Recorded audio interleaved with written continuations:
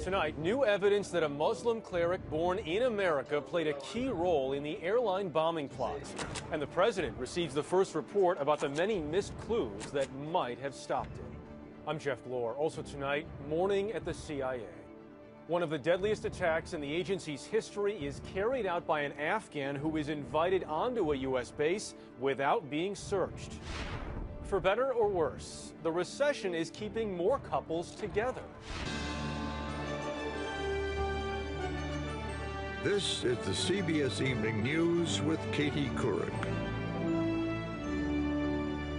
Good evening. Katie's off tonight. He has been linked to some of the 9/11 hijackers and the Fort Hood shooting suspect. Tonight, there is more. Authorities believe American-born cleric Anwar al-Awlaki played an important role in the plot to blow up Flight 253 on Christmas Day.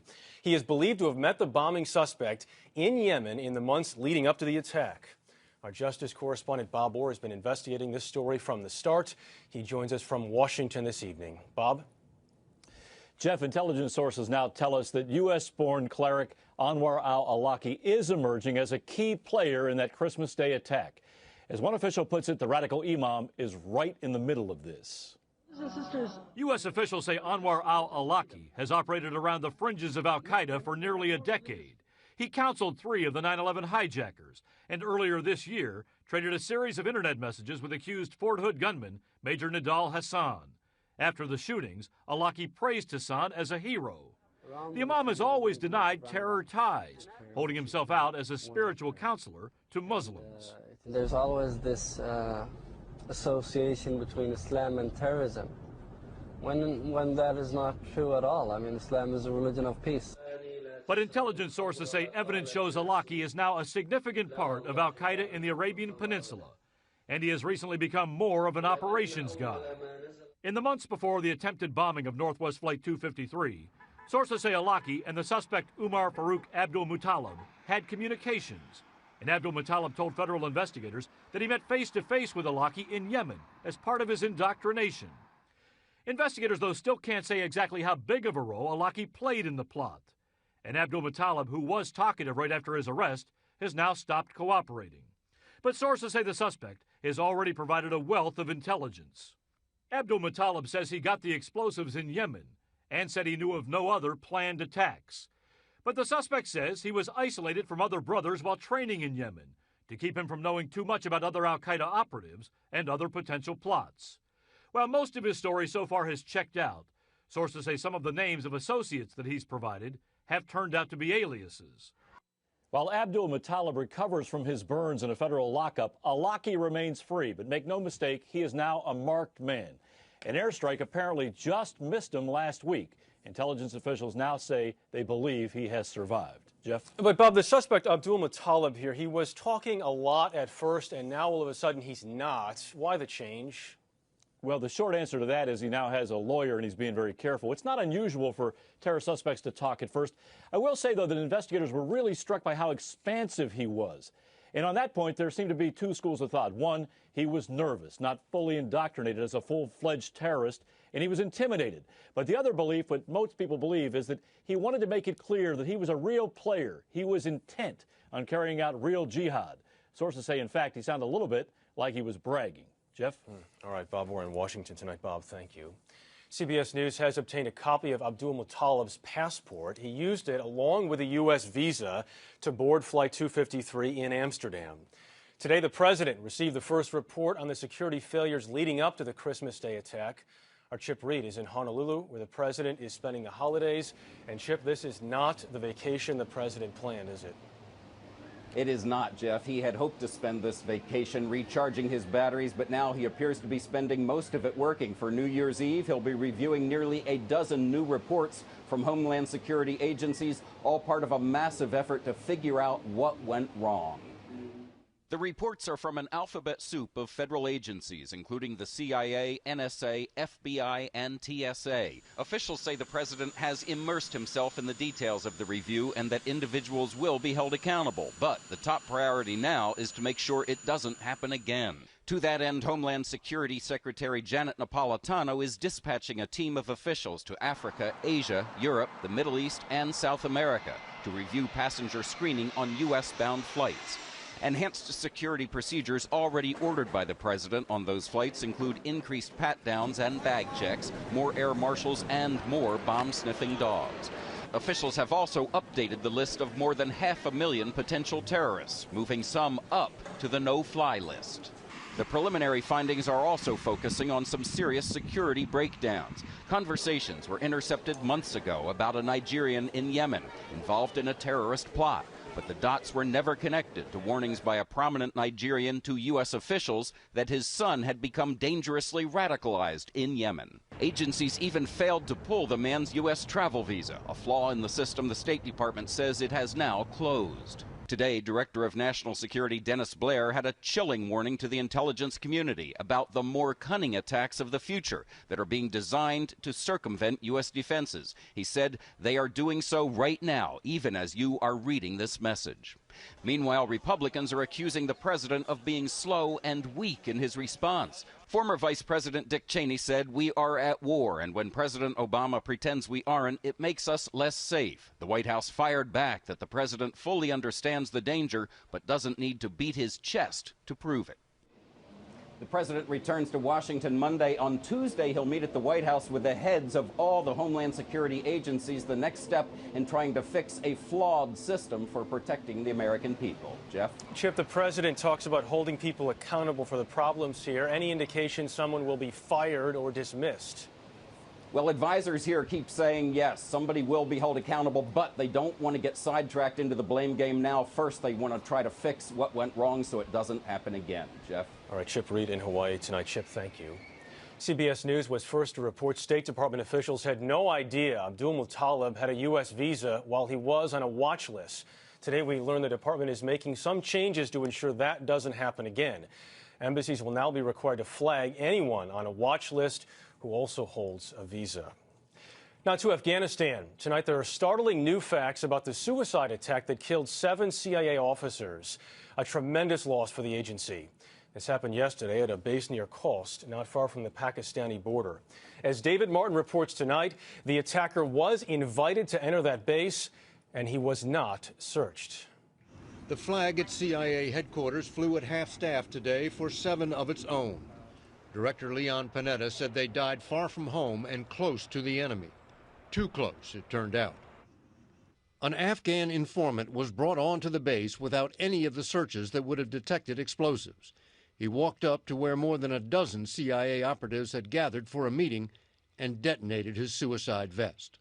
According to former CIA counterterrorism chief Robert Grenier, it was the Taliban equivalent of a precision-guided weapon.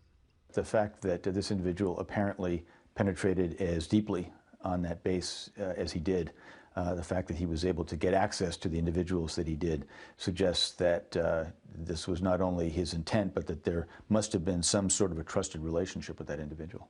The CIA is keeping the identity secret, but one of the dead, the base chief, was a mother of 3. 6 other agency employees were gravely wounded.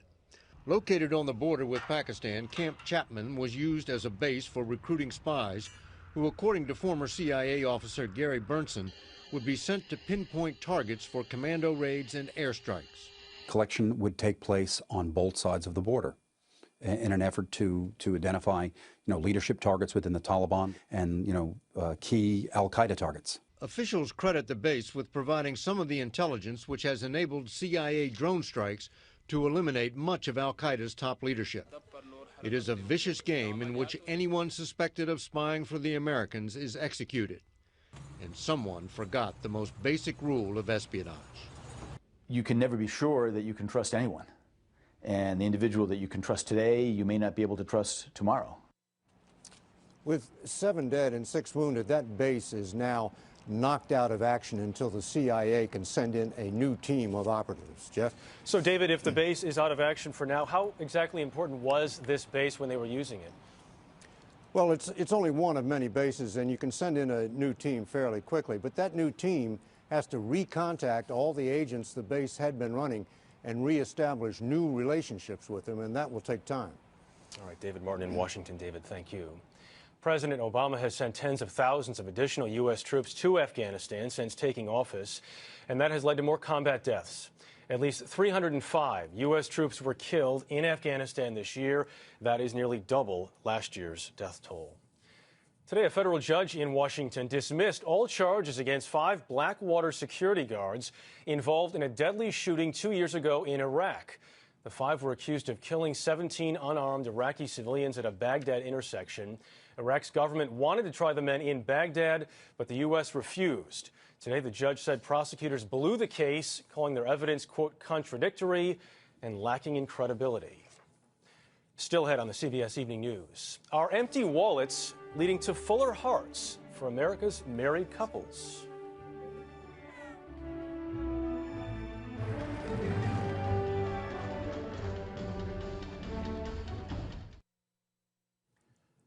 From CBSMoneyWatch.com, some mixed up numbers on the economy as we wrap up 2009. Unemployment is at 10%, more than 3 points higher than a year ago.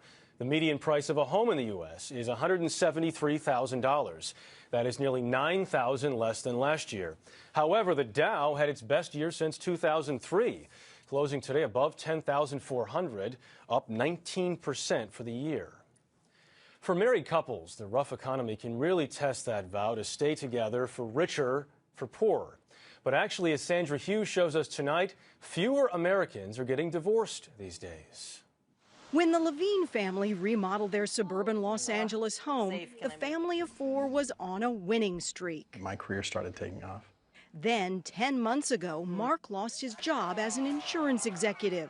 Emily had to go to work full-time as an occupational therapist. I'd say it's been stressful. They began to argue. The most difficult is trying to decide whether or not I need to make a change in my career plans. You were really worried that she might leave? I would say that it's crossed my mind a couple times. Like the Levines, experts point to role reversal. Men suddenly at home and women back to work is a major divorce risk factor.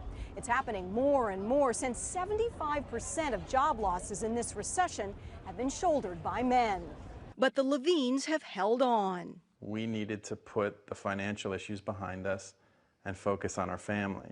And they aren't alone. Call it the silver lining of the recession.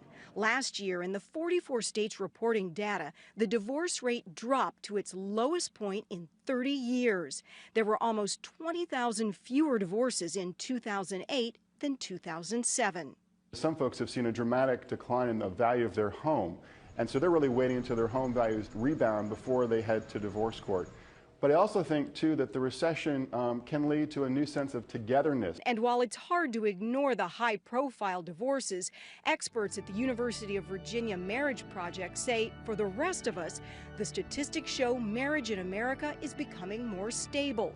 As Americans tighten their belts and pay down credit card debt, marriage experts say the stress relief made for happier couples. The Levines weathered their crisis with the support of family. Lucky for them, Mark's sister is a marriage therapist. They're figuring, here we are, we're together, times are tough.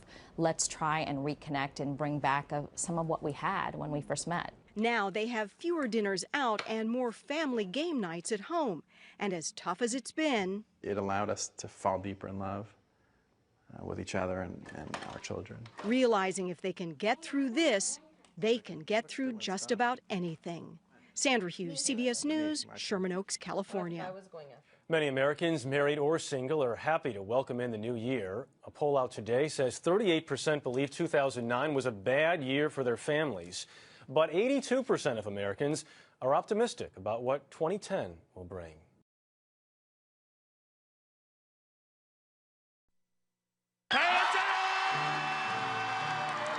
The new year is well underway in Taiwan tonight. At midnight, fireworks erupted from Taipei 101, which is currently the world's tallest building. The whole skyline of Hong Kong lit up as 2010, the year of the tiger, arrived in China. St. Basil's Cathedral in Moscow was glowing for Russia's biggest holiday of the year. And in Paris, the Eiffel Tower lit up the City of Lights. And that is the CBS Evening News tonight. For Katie Couric, I'm Jeff Glor.